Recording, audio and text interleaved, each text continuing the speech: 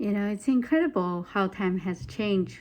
Growing up, I was the only person who's into BL, and everybody thought I was pretty strange for learning Japanese and wanting to understand the original language, wanting to understand what the original novel and manga was saying. And little had I known, now we can buy Dao Zu Shi, the official version from Barnes and Noble. And it's sold out. This is like the last book. They had a dedicated table for it. And I asked the staff, they're like, oh yeah, people are super into it. And I asked the barista, and she's like, yeah, I've been reading this because my sister recommended. And let me walk you through it real briefly. I find it pretty amazing how well done this book is.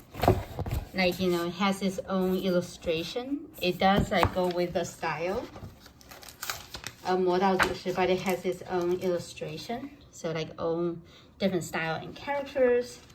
And what I thought was really incredible is that the chapters are really well translated, and towards the end, and by the way, it's 17 plus. We'll see if it lives up to its standard. From Untamed, very cool.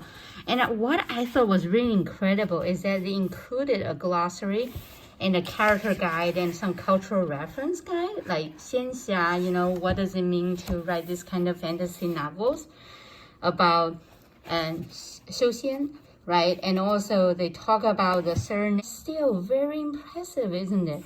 That there's so many words. They explain his weapons and his instrument. Really incredible. I just love how detailed it is. It talks about the terminology, talking about what it means to be web novels. 锦江文学网, which is the site that it was originally published.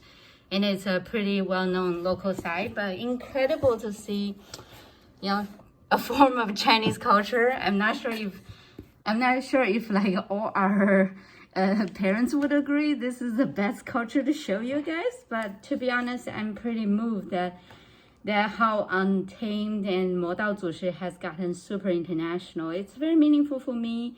I'm pretty moved by it, and I hope you guys enjoy the series.